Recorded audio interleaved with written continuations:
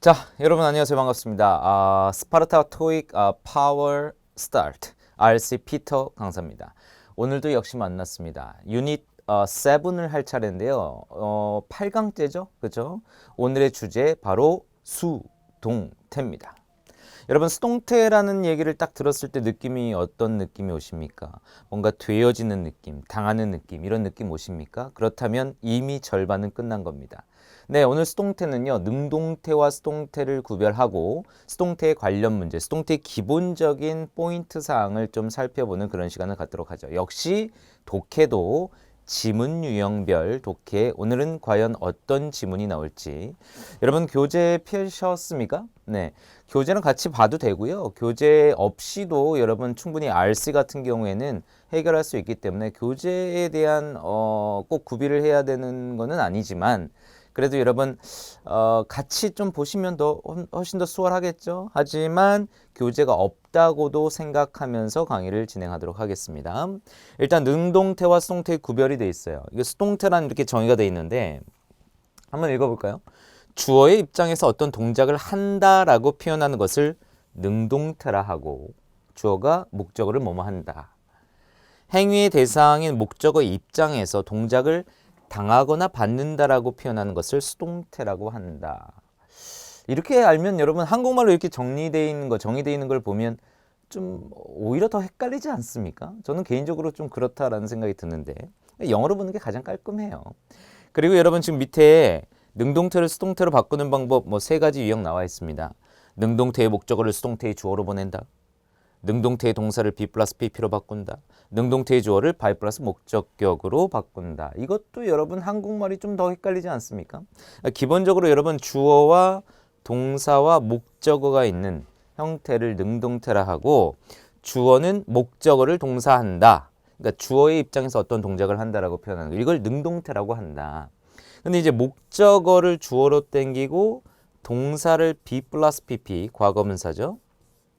그 다음에 주어를 by 플러스 목적격으로 쓰는 것. 이렇게 보면 되겠죠. 이것을 수동태라 하고 주어는 목적어에 의하여 뭐뭇이 된다. 동사 되어진다. 이거를 이제 행위 대상인 목적어 입장에서 동작을 당하거나 받는다라고 표현하는 것을 수동태라고 한다라고 이렇게 한국말로 표현한 거거든요. 영어로 보는 게 가장 깔끔해요. 그죠? I love you 하면 you are loved by me 이런 식으로 말이죠. 네, 그래서 다음 이게 문장을 보시면요. 쉽게 좀 볼 수 있는데 능동태.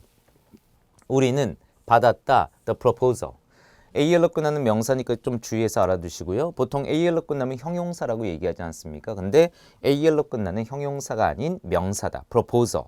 한번 따라해 보세요. proposal. proposal. 제안 또는 제안서란 뜻이 있는데 이 단어가 은근히 토익에서 많이 나오고 있다는 거 기억하시고요. 그래서 우리는 그 제안을 검토했다라는 전형적인 능동태. 능동태가 되려면 꼭 타동사가 들어가는 문장부터 3형식부터 말입니다. 4형식, 5형식 공통적으로 목적어가 들어간다라는 공통점이 있죠. 이렇게 3, 4, 5형식이 수동태가 가능하다. 그리고 3, 4, 5형식의 목적어를 주어로 땡기는 거. 이게 이제 수동태를 만드는 과정 중에 하나다라고 보시면 돼. 그러면 여러분 더 프로포저를 주어로 옮기고 동사를 be 플러스 pp 위 주어를 by 플러스 목적격으로 바꿨다. 이거 좀 깨끗하게 볼게요. 그래서 the proposal be 플러스 pp인데 be가 시제에 따라 달라지겠죠. 그리고 수일치에 따라 달라지겠죠. 그래서 과거형이니까 이거 단수니까 was가 됐고 pp review의 pp형은 reviewed 그리고 by 플러스 us 위의 목적격은 us가 된다. 그래서 the proposal was received by us 이렇게 되는 거죠. 해석도 달라지죠. 우리는 그 제안을 검토했다라는 능동태의 해석, 그 제안서 또는 제안은 우리에 의해서 검토되었다라고 해석하는 거.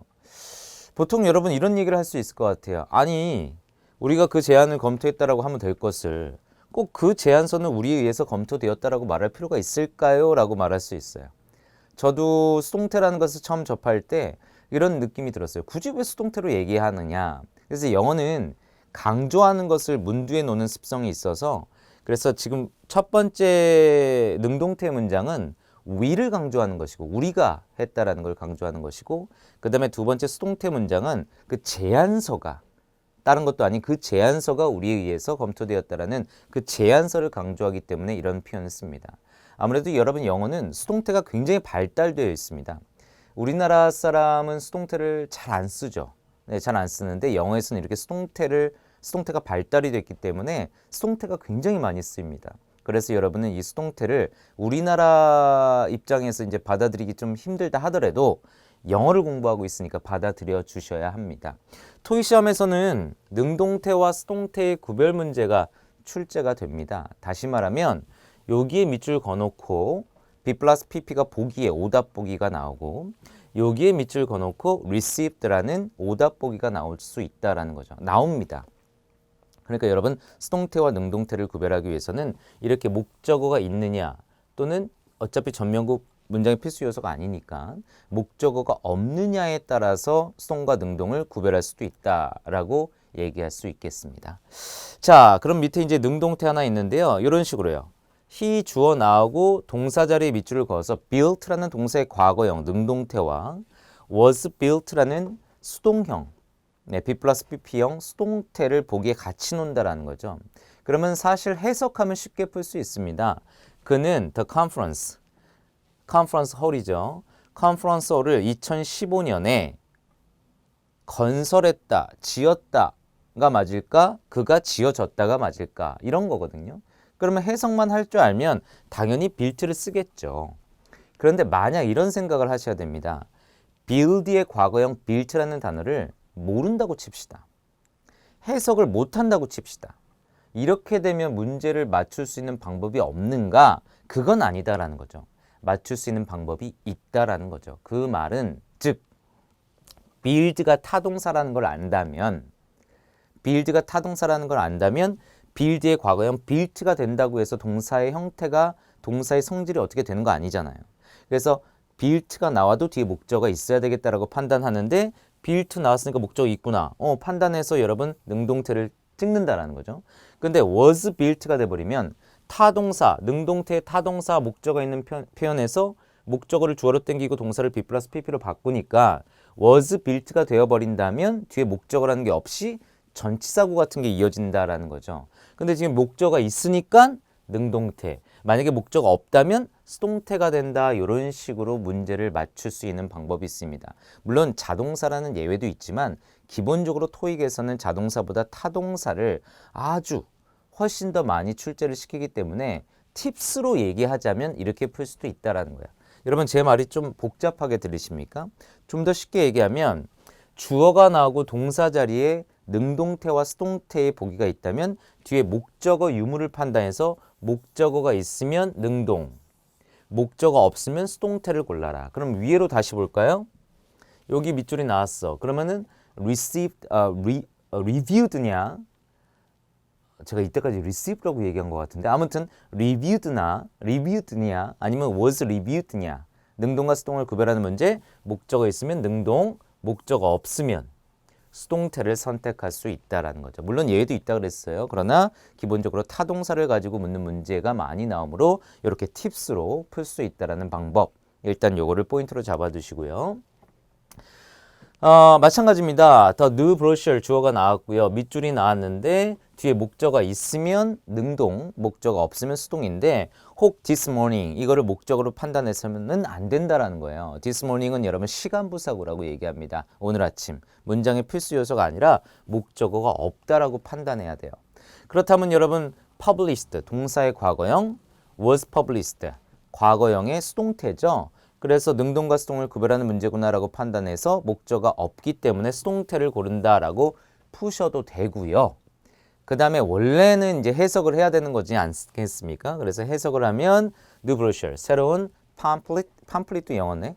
브로셔를 한국말로 뭐라 그러죠? 뭐 소책자 이렇게 얘기하면 될까요? 아무튼 new brochure가 출판을 했다.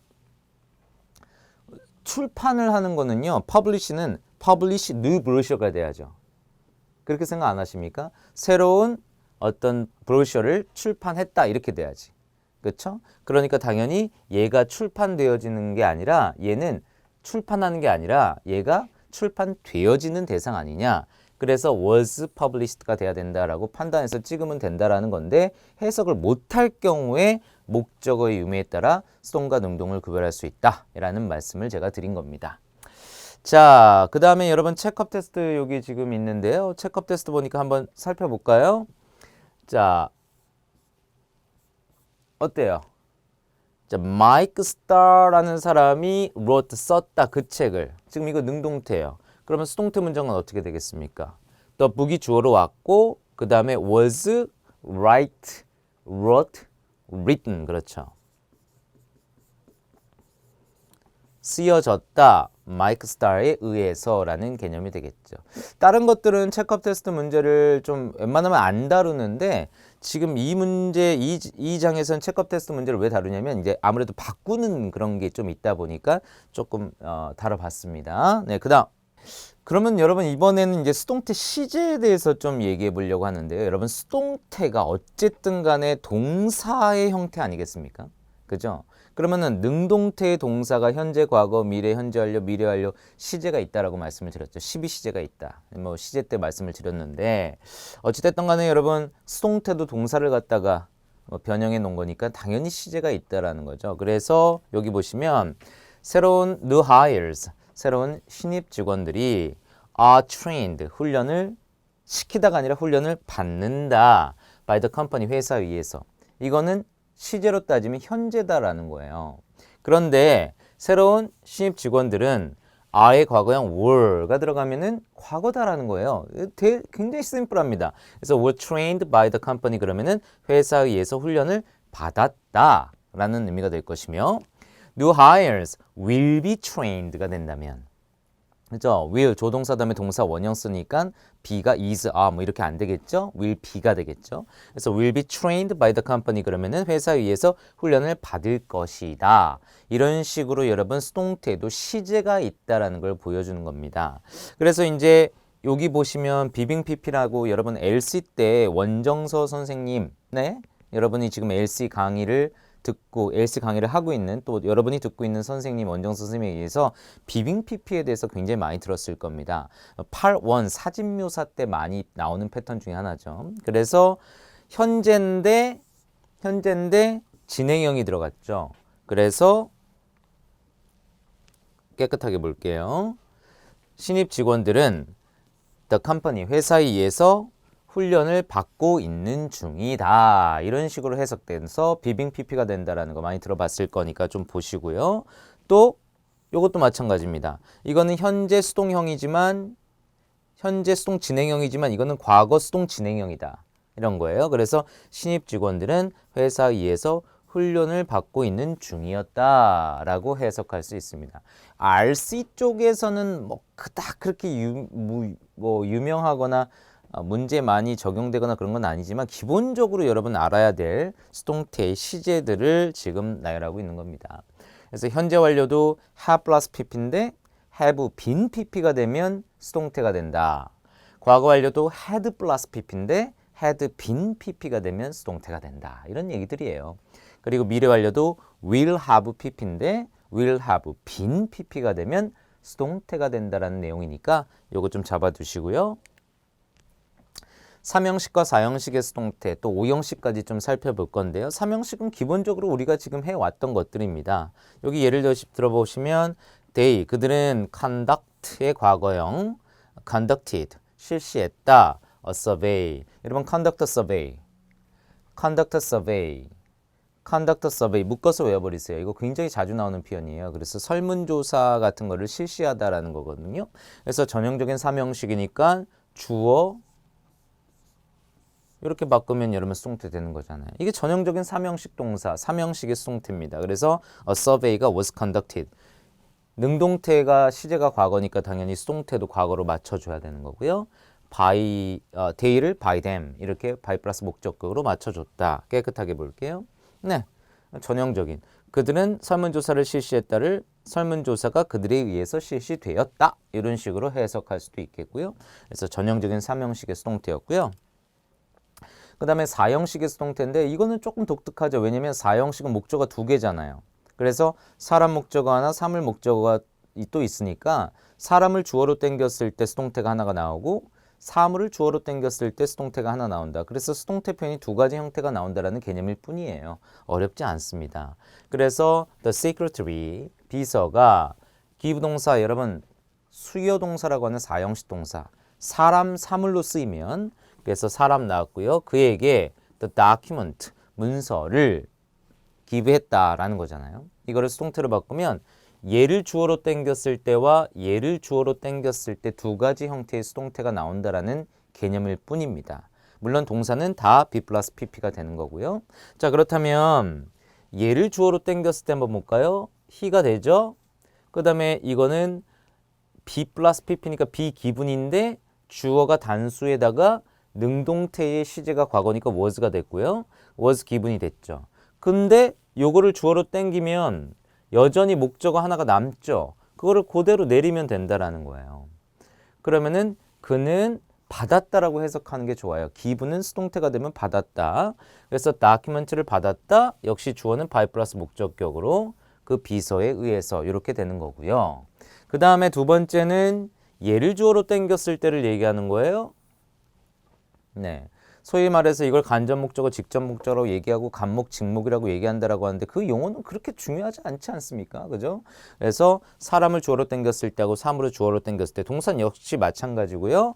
또 힘이 남잖아, 여전히. 그 내리면 돼요. 그런데 간접 목적어가 아닌 직접 목적어를 주어로 당겼을 때 남아있는 사람, 이 사람 앞에는 전치사 to를 쓴다라는 개념일 뿐이에요.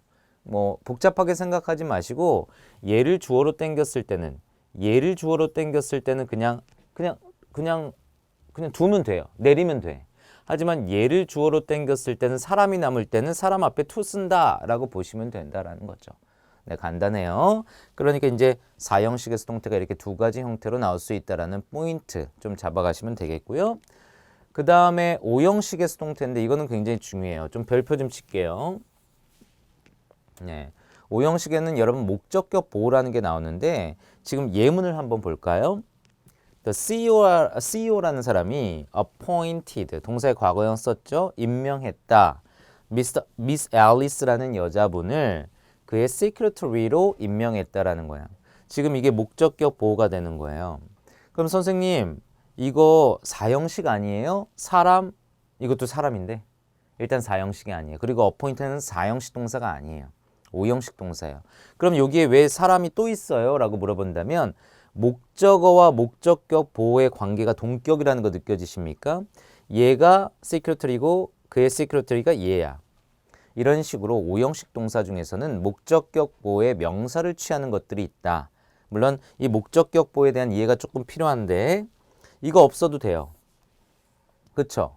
그러면은 CEO가 앨리스를 임명했다라는 거야. 근데 이 앨리스라는 여자를 보충 설명해주고 싶다라는 거야. 그러면 그 보충 설명해주는 건 보어야. 근데 이 보어는 명사 또는 형용사가 나올 수 있다 그랬어. 그럼 명사가 나올 때는 언제?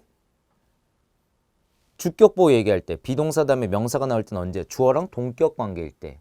그리고 형용사 나올 때는 언제예요? 주어의 상태를 서술할 때. 그럼 목적격 보호라는 지금 말이 새롭게 나왔어. 그럼 목적격 보호는 목적어를 보충해 주는 거래. 그럼 뭐와의 관계를 따져? 목적어와의 관계를 따져. 그럼 목적어하고 동격 관계면 뭐? 명사. 목적어의 상태를 서술하면 형용사란 말이야. 그런데 여기에서는 appoint가 오형식 동사라고 외워두자 이거지. 외워두자고. 다 그런 게 아니라 appoint 하나 지금 외워두자라는 얘기야. 그러면은 CEO가 얘를 임명했어. 근데 오형식 동사야. 여기서 끝내버릴 수도 있지만 오형식 동사니까 목적격 보호를 씀으로써 목적어를 보충 설명해 줄 수 있다라는 거죠. 그래서 앨리스가 그의 비서로 앨리스를 그의 비서로 임명했다 그러면은 그의 비서는 앨리스고 앨리스는 그의 비서니까 이렇게 목적격 보호 명사를 쓸 수 있다라는 거예요. 좀 어려워요? 복잡합니까? 그럼 이렇게 알아두세요. 주어, 동사, 목적어, 목적격 보호 오형식인데 이 동사가 지금 appoint가 있다 라고 잡아두시고 목적격 보호의 명사를 취하는 오형식 동사다 이렇게 잡아두시면 되잖아. 오케이, 좋아요. 그러면 다시 CEO는 임명했다. 얘를 그의 비서로. 그러면은 당연히 목적어를 주어로 놓고 동사를 B 플러스 PP로 놓고 그럼 나머지 이거 어떡하냐? 남아있으니까 그냥 내리라 이거죠. 그리고 주어를 by 플러스 목적격으로 쓴 것이다. 그런데 여기서 주의할 것은 사형식에서는 목적어 두 개가 나왔을 때 요거를 주어로 땡길 수도 있었다라고 얘기했었죠. 근데 이거는 오형식인데 목적어 두 개, 명사, 명사가 있는데도 그럼 이것도 주어로 땡길 수 있어요? 라고 질문이 들어올 수 있겠죠? 요거. 근데 이거는 할 수 없다. 왜냐면 이거는 목적어가 아니기 때문에. 사형식에서는 목적어였잖아요. 간접 목적어, 직접 목적어, 목적어 두 개였지만 이거는 지금 요게 명사이긴 하지만 목적어는 아니다라는 거죠. 제 말 이해되세요? 목적격 보호라는 거죠. 그렇기 때문에 오로지 요걸 가지고만 주어로 쓰여서 수동태가 될 수 있다라는 거. 요거를 포인트로 잡아두시면 되겠습니다. 뿐만 아니라 여러분 목적격 보호에는 이렇게 명사가 나오는 케이스도 있지만 투부정사가 나오는 케이스도 있답니다. 여러분 짜증내지 마세요. 예를 들면 ask라는 동사가 있다. 그러면 이거 오형식 동사로 쓰일 수 있어요. 그러면은 나는 부탁했다. 그에게가 더 좋을 것 같아. 그에게 목적어 썼어. 그럼 문장 끝나면 삼형식이란 얘기야. 나는 그에게 부탁했다. 나는 그를 부탁했다. 이렇게 할 수 있어. 그런데 그에게 뭐뭐 하라고 뭐뭐 할 것을 부탁했다라고 하면 그가 지금 요거를 좀 해주기를 부탁하는 거야. 그래서 투부정사를 씀으로써 오형식을 만들어낼 수 있다. 모든 동사들이 다 그런 게 아니라 일부 타동사 중에서 몇몇 동사들이 이러한 패턴을 가질 수 있다라고 잡아두면 돼. 그래서 보통 수험생들이 ask 목적어 to do, ask 목적어 to do 이렇게 암기하는 거거든요. 이거는 암기해도 돼요. 그럼 여러분 예를 들어서 여기다 쓸까요? 좀 I asked him to do 이렇게 썼어. 그럼 수동태 만들면 어떻게 돼요? He 과거니까 was asked 나머지 어떻게 하냐니 내리라고요 그냥 to do 주어를 by 플러스 목적격으로. 그래서 그 유명한 be asked to do의 수거 패턴 여러분 알고 계시죠? 이런 것들이 나오게 되는 거예요. 그래서 이런 것들이 지금 이 수동태가 된 형태로 이렇게 모아놨다니까요. 훨씬 편하죠. 그러니까 이게 무슨 말이냐면 ask 목적어 to do에서 수동태가 된 거예요. require 목적어 to do에서 수동태가 된 거야. expect 목적어 to do에서 수동태가 된 거라고요. 오케이? 그래서 여러분 투부정사 파트 때도 제가 얘기를 할 건데 이게 수동태가 됐었을 때의 표현을 아예 외워버리면 훨씬 더 수월하게 풀 수 있다라는 거죠. 그럼 여러분은 이거를 보면서 ask는 투부정사를 목적격 보호로 취하는 오형식 동사인데 이게 수동태가 된 패턴이다. 이거 한번 볼까? 뭐예요? 원래는 뭐였어요? remind 목적어 to do였다는 얘기죠. 그게 be reminded to do가 되는 거야. 그래서 요거 알아두시면 딱 지금 8개 정도 있거든요. 우리 교재가 막 뭐 심화가 되는 막 800교재 뭐 중급 이상의 교재는 아니잖아요. 솔직히 딱 까놓고 얘기해서. 근데 이 8개만 알고 있어도 문제 푸는데 큰 지장이 없을 정도라는. 그러니까 굉장히 중요한 수거 표현이니까 꼭 암기해 두시고 그 다음에 여러분이 수동태 공부할 때 항상 맨 마지막에 이거 배우지 않았어요? 요거? 그쵸? 네. 제가 이제 800교재 또는 700교재의 인강도 찍었는데 스파르타 시리즈에서 인강을 찍었는데 그때는 이렇게 얘기하진 않나요. 뭐 다르게 얘기하죠. 그에 맞게 좀 수준에 맞게 얘기하는데 중요한 건 여러분이 지금 아셔야 될 거는 여기에서 뭐냐면 수동태를 배울 때 항상 여러분은 이렇게 배웠을 거예요. 원래 수동태는 be 플러스 pp 다음에 by 그래서 뭐뭇에 의하여 뭐뭇이 되다 이런 식으로 되는 건데 by 말고 다른 전치사가 나오는 경우가 있으니 수거처럼 암기해 라고 하는 거를 분명히 여러분은 중학교 1학년, 2학년, 3학년 또는 초등학교 때 암기를 했었을 거예요. 요거예요. 그 유명한 be satisfied with가 있잖아요. 이 정도는 알걸요, 여러분? 네. 요 정도는 여러분 be interested in 들어본 적 없어요? 없어요? 그렇다면 뭐 be shocked at 이거 들어본 적 없어요? I'm shocked at it 들어본 적 없어요? 알고 있어야 돼요. 알고 있어야 돼요. 그래서 이게 다 수동태 표현이잖아요. 근데 by였는데 이때까지 by가 아닌 다른 전치사가 나오는 케이스니까 이거를 수거로 암기해 두세요. 하지만 700, 800 인강에서는 이렇게 얘기하지는 않아요. 조금 더 심화적으로 얘기를 하는데 지금 여러분 단계는 여기를 수거처럼 그냥 암기를 해놔라. 그러면 여러분 시험 문제에 뭐 요런데 나오면 깔끔하게 전치사 어휘 문제까지 딱 맞출 수 있다라는 거죠. 외워두세요. 그러니까 지금 막 문법적 오형식 막 이런 게 너무 불편하고 너무 좀 복잡하고 짜증나 그럴 수도 있거든요. 그러면은 일단 오형식에서는 요 두 개만 외워두세요. 수동태 표현으로. 알겠죠? 그러면 여러분 충분히 성공적이에요. 네, 좋습니다. 이렇게 해서 뭐 수동태를 좀 알아봤고요. 그 다음에 여러분 이제 문법 말고 이제 독해로 갔는데 이번에 지문 유형 그 두 번째는 메모, 회람인데 뭐 refer to the following memo 이렇게 나올 거예요. 또는 memorandum 이렇게 나올 거거든요. 그래서 refer to the following memo 또는 memorandum이 있으면 이거는 메모다라고 생각하시면 되고요. 메모가 원래 격식적인 표현이 원래 표현이 memorandum 이렇게 해요. 편지, 그러니까 격식을 차리는 편지 내용과는 달리 필요한 용건만 간단하게 나오고 본론으로 들어간다라는. 앞서 우리가 편지 내용에서는 뭐 발신자, 수신자, 회사명, 뭐 다 주소 뭐 이런 거 다 나온다 그랬잖아요. 그런데 이제 메모는 메모예요. 말 그대로 메모. 뭐 이런 것까지 다 쓰겠습니까? 발신, 수신 정도는 들어갈 수 있죠. 아니면은 그냥 메모 제목만 딱 쓰고 딱 그냥 뿌려 본문이 바로 들어갈 수 있다라는 그런 내용이에요. 어찌 보면 편지보다 더 수월해요. 그리고요, 메모가 그렇게 어렵진 않아요. 독해가. 물론 뭐 단어가 어느 정도 되고 그렇게 돼야 되겠지만 어려운 독해 유형은 아닙니다. 그래서 메모에서 자주 나오는 문제 출제 유형은 역시 뭐 목적, 주제를 묻는 문제, 그 다음에 메모가 쓰여진 이유, 이게 은근히 또 많이 나와요. 이 메모가 왜 쓰여졌는가? 그 다음에 특정 날짜, 뭐 이렇게 해서 어떤 메모 안에 메모는 좀 급하게 여러분 이제 전달하는 글이잖아요. 그래서 언제 어떻게 뭐 해야 된다 뭐 이런 얘기가 많이 나온단 말이야. 그러니까 특정 날짜에 무슨 일이 발생하는가 뭐 이런 식으로 여러분이 문제에 대한 대비가 필요하고요. 역시 이제 문제풀이 전략에서 제가 포인트로 줄 수 있었던 거는 바로 메모에 나오는 제목인데요. regarding의 약자거든요. 그래서 뭐뭇에 관한 주제라고 생각하면 돼요. 이런 거 나와요.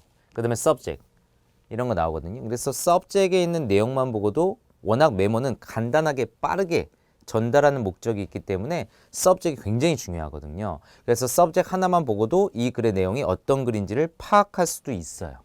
네, 그걸 참고로 좀 알아두시고요. 그래서 여러분 수신, 발신 뭐 이런 게 나온다라는 건데요. 이렇게 모든 직원들에게 human resources, 인사부라고 하죠. 인사부서. 네. 보낸 사람이 나오고 이런 거 나온다. regarding의 약자. 이게 subject이에요. 그래서 the new vacation regulations. 딱 이것만 보고 딱 알 수 있다는 얘기예요. 새로운 이 단어는 알아야죠. 새로운 휴가 정책이에요.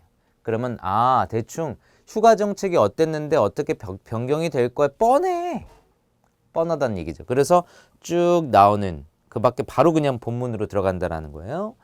자, 그래서 이것도 역시 마찬가지로 메모는 이제 긴 메모는 없기 때문에 제가 개인적으로 여러분한테 추천하고 싶은 메모 독해 비법이라고 보기엔 좀 그런데 다른 것들은 보기를 문제 먼저 보고 지문을 보는 것도 괜찮은데 메모 정도의 분량은 지문을 먼저 쫙 읽고 문제를 봐도 수월하게 풀 수가 있어요. 물론 어느 정도의 기본 독해 실력이 바탕이 된 상태에서 되겠지만요.